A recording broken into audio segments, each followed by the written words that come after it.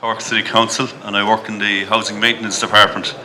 By way of introduction, we have 8,800 social houses. We'd have a turnaround about 180 per year.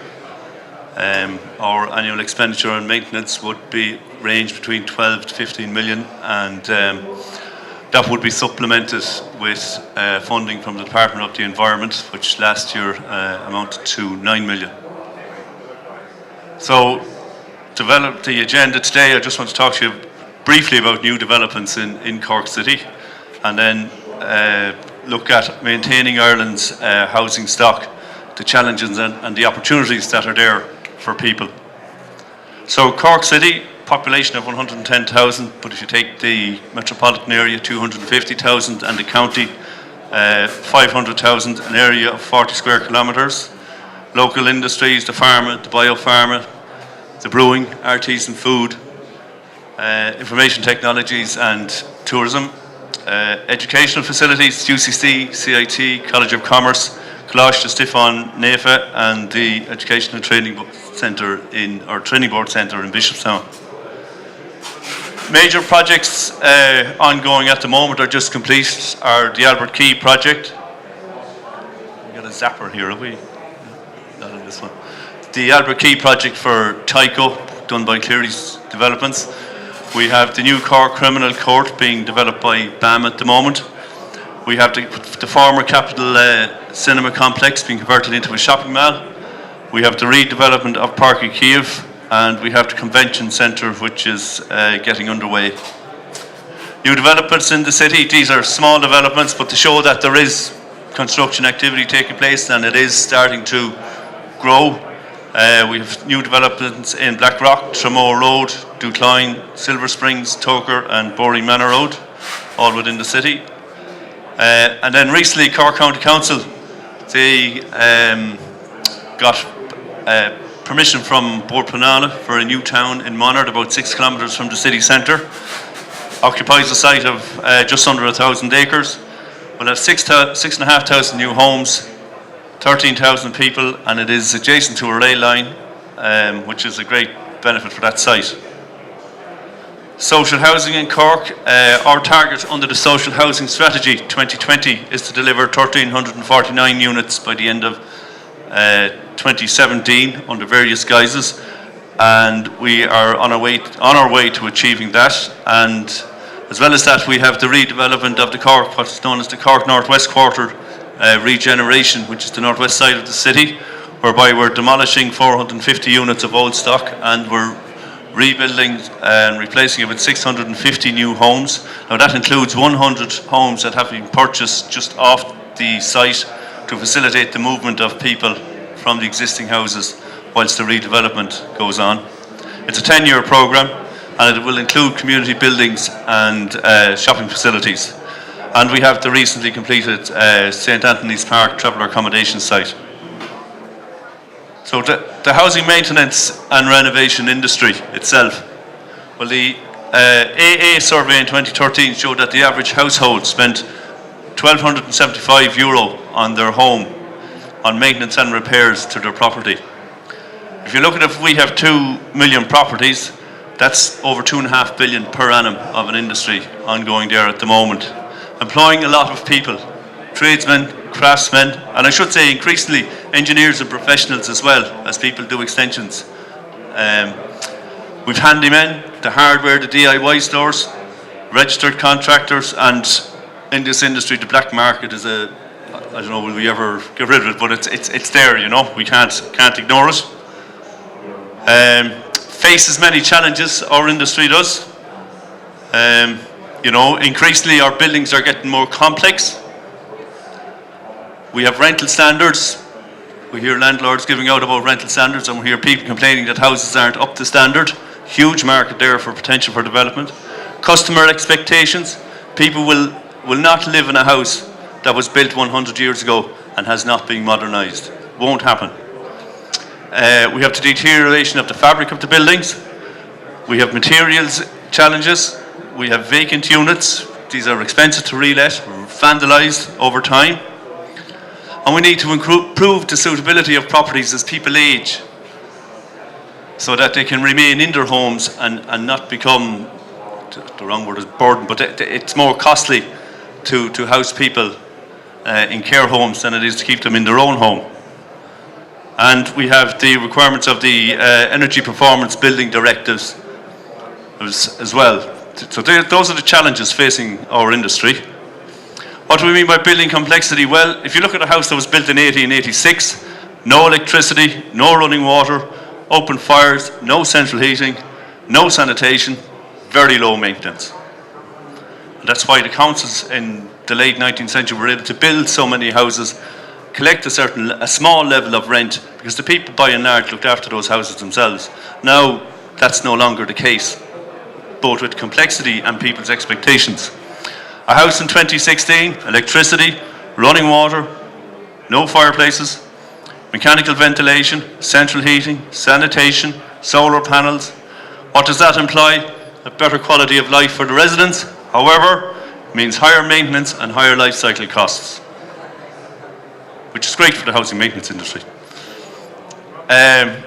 We have the rental standard regulations, which have been raising the bar where rental standards are concerned, so that landlords and people renting houses have to provide houses that are in good structural condition, have proper sanitary facilities, good heating systems, have proper food preparation and storage areas and a laundry facility, have proper ventilation, proper lighting, are fire safe, meet the fire safety regulations, have proper refuse facilities, and have good electricity and gas systems in their house.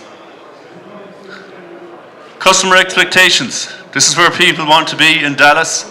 Reality, however, for most of us is vastly different.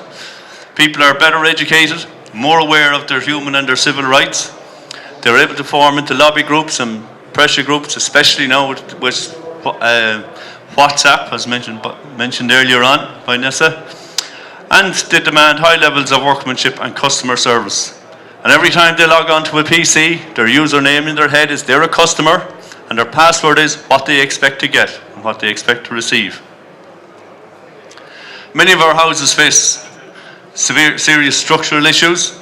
We had the issue of pyrite, which seems to be predominantly in the Dublin region, and more recently now it has come to the fore of mica in concrete, which is causing buildings, particularly in Donegal, to collapse and deteriorate much faster than they should. In terms of deterioration of the fabric over time, moisture ingress is a big consequence of that. Comes from below if the damp course fails, or if there wasn't a damp course put in there in the first place. Comes from the walls if the plaster starts to flake or to deteriorate. Openings lose their seal. Timber decays, that causes deterioration in the fabric. From the roof, if openings in the roof lose their seal, particularly around chimneys, it's a big issue. We face it at the moment. We would have a high number of chimneys in need of repair, replacement, and the seals around them. And storm damage is another significant problem. And then we have subsidence due to either ground movement or soil, foul water pipe breakdown. Materials, we have this as an issue within our own housing stock, that particularly new developments, people are very, they like to use copper, lead, zinc and other materials. We've just got the warning sign there to wind down. And these have become the targets of thieves, taking them off the roof and disappearing and leaving us with a hole. So a high quality build from our point of view implies simple design, so avoid nooks and crannies and complexity, use of appropriate materials suitable for the task, and use materials that are correctly made, correctly fitted by competent personnel and easy to replace if required. I'll just skip that there. What else is available is that many houses today need adaptations to meet the needs of the people that live in them, particularly people with mobility issues and the elderly. So they need extensions. You can put in pods to allow for showering and washing facilities downstairs without necessarily having to do a bathroom. There's stair lifts, through floor lifts, bathroom conversions and access ramps. in order to make the houses more habitable. And then we have energy performance with the directive, insulation levels going up, heating systems required and control systems associated with them. With ventilation, and we have the need to bring down energy bills, and we should try and do all that in accordance with SR 54, the NSAI standard for improving the energy performance of existing buildings.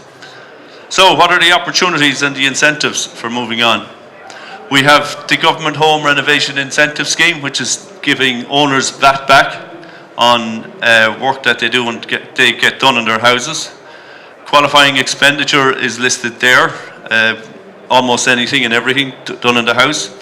We have energy performance improvement grants for private homes from the Sustainable Energy Authority of Ireland, and again where they give a fixed amount of money for certain levels of work that are done. We have housing adaptation stroke disability grants done through the LAs and funded by the Department of the Environment, again providing access ramps, downstairs toilet facilities, etc., and subject to means test. Similarly, for people older people living in their own home, there are measures available, all subject to a means test as well to make them more habitable. And within the social housing spectrum, the government, starting in 2013, began a fabric upgrade programme which was part EU funded, has expended about 80 million so far. In our own case, we've upgraded 3,450 houses at the end of 2015 of our stock, so we're almost halfway there. It's for phase one of that is attic and cavity wall insulation. Secondly, we have a major project started in 2014 to bring vacant properties back into use. Two sides to it: energy improvement of performance improving the energy performance of the building, and improving the house as a place to live. Returned 5,000 units almost by the end of 2015, and another 1,500 units planned this year. Total expenditure about 100 million. Derelict sites project starting this year. This is for houses that are in serious need of upgrading or almost replacement. A 21 million fund available this year to refurbish 300 units in the social housing stock. And again, like for the private houses, we have housing adaptation works, which are 90% funded by the department, 10% by the local authority for our own housing stock to encourage and enable older people and people with disabilities to live in their own home. 17 million spent in 2014 and 2015 together on that project. Long-term vacancies in the news recently, and it's reckoned there's 230,000 private vacant properties in the country. Well, if half of them were brought back into use, the value to the industry would be about 3 billion. That's just based on the fact that in Cork City, it's costing us about 26,000 to bring a house on average. Over the 600 houses we would have done, it's costing us that. So that's a great way of bringing houses back into use quickly, and for anybody in the building industry, it's a great source of income and work. And half 115,000 is the government's target for housing under the social housing strategy. So, in conclusion, the housing maintenance industry includes efforts to both maintain properties as built and to improve their habitability of those houses for the people who live in them. Has considerable potential for growth through higher maintenance standards, more complex living environments, renovation and upgrades, and bringing vacant properties back into productive use. Thank you.